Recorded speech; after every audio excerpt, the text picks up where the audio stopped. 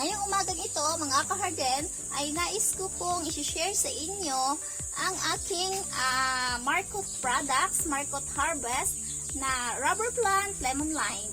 So, siya po ay bata pa, pero kailangan ko na po siya i-harvest.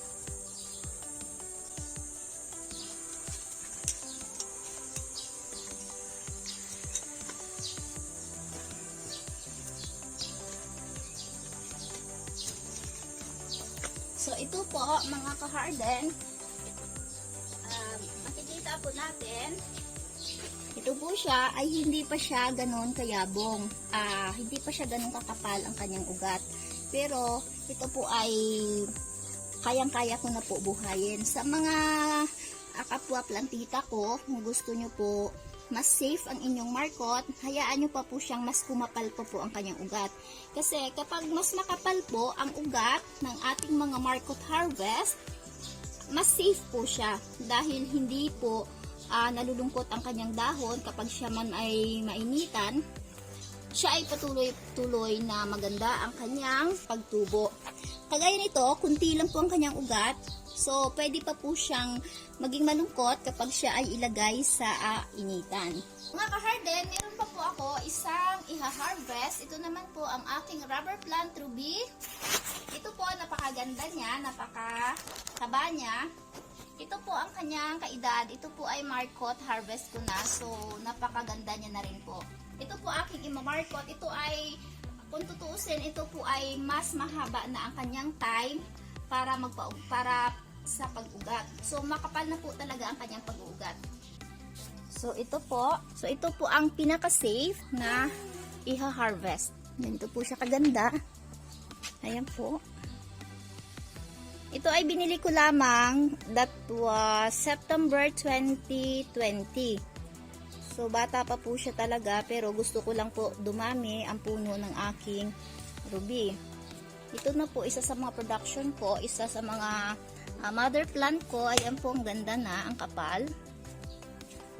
January po ay minarkot ko po ito. Nag-harvest po ako ng after 1 month. So, ito po siya. Yan pong harvest ko. So, ngayon, dito naman ako sa kabilang pot. Napakaganda.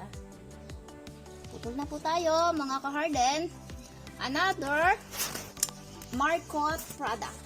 Ito na po ang aking bagong ruby. Ito po ang kanyang puno. At ito naman po ang kanyang maiiwang puno. So, siya na po ang aking magiging mother plant. Siya po ay magkakaroon dito ng multi-branches after ng pagputol ko po sa kanya. Ito po, dapat po sa pag-harvest ng ating mga Marcot products, kailangan ganito po kakapal ang kanyang dahon para kapag siya po ay itinanim, siya po ay hindi na mag-iiba. Siya po ay hindi malulungkot, tuloy-tuloy po ang kanyang paglaki. At hindi na po siya alagain, hindi na po siya sensitive. Tayo po ay mag-iintay na lamang na kung kailan pumapal ang kanyang ugat sa ating lilipatan na paso para ito ay gumanda. So, hindi po kagaya nito. Unlike po nitong aking lime, hindi pa po siya ganoon kakapal. Pero, hinarvest ko na. Kaya ko lang po siya hinarvest kasi mga kaharden, gusto ko rin po ipakita sa inyo ang comparison ng kunting ugat at saka yung maraming ugat. Ito po, ang kunting ugat, kagaya nito, siya po ay alagain. Hindi pa po siya safe kapag talagang itatanim kasi kukunting ugat niya. Pangalawa, maliliit po ang kanyang ugat. So, kapag ito itatanim ko, may tendency po na bukas, pwede malungkot ang kanyang dahon. So, talagang mas nakakatakot. Mas rest po niyang buhay ang ganito kunti na ugat. Kaya, ang ma-advise ko po sa inyo mga kaharden, kailangan mayroon po tayong dalawang option. Ito po ang makapal at ito naman po ang konti. Mas safe po ang ganito kakapal at ito naman po ay hindi siya safe. Pero sa kagaya ko po, malakas po ang loob ko, napuputulin ko siya dahil alam ko po kaya ko siyang buhayin.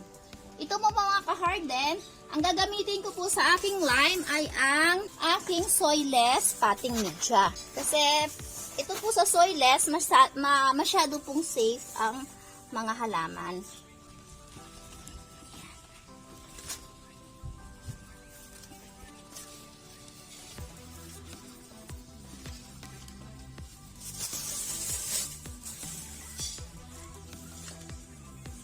Ito na po siya mga ka-harden. Dito ko po muna siya ilalagay sa malilim para hindi siya masyadong mayasyas ng hangin sa labas. Ito po, malilim po dito sa pwestong ito. At para hindi din po siya magalaw-galaw.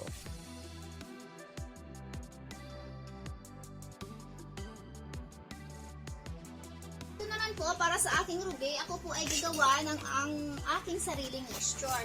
Ito po ay ang 10% na vermicelli.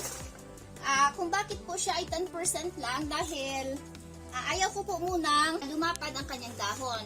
Pero kung gusto nyo po na mas lashing siya at mas malapad ang kanyang dahon, maglagay po kayo ng 20% or 30% na vermicelli.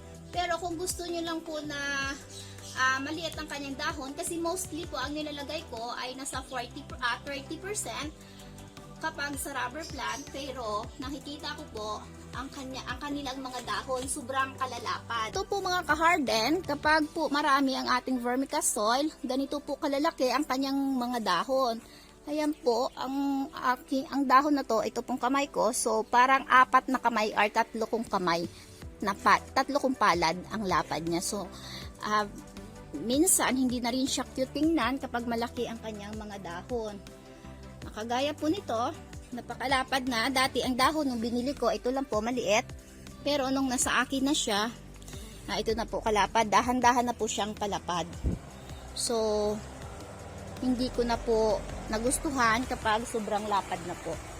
So, ito po ang 10% na vermicelli. And then, 10% po na carbonized rice hull. At kailangan po natin dito ang 40% na garlic soil.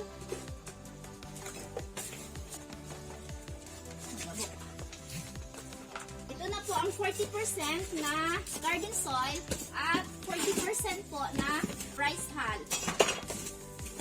Ito pong aking rice hull, hindi na po siya fresh. Medyo pa-decompose na siya, kaya ito po ang mas maganda. Lagi po ako merong ganitong eggshells. Ito ay dinadagdag ko siya kasi mataas po siya sa calcium, so kailangan din po siya ng plants. So ito pong aking gagamitin sa aking rubber plant ruby.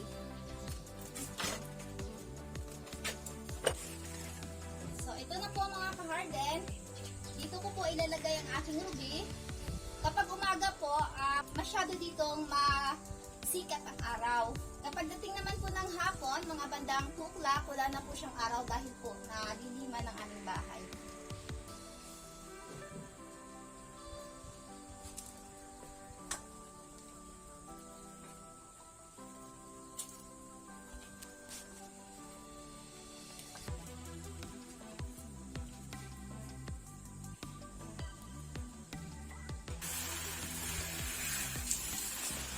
Kapag po pala magdilig ng ating halaman, mga ka-harden, ako po ay, ganito po ako magdilig. Mula po sa taas hanggang sa baba, ang bawat dahon po ay ang aking binabasa. So ito po mga ka-harden, sa araw na to, ako po ay mayroong 2 punong rubber plant na nai-harvest. So ang saya kasi nadagdagan ulit ng 2 puno ang aking mga halaman. Ito lang po ang aking mai-share sa inyo mga ka-harden. Thank you for watching Halaman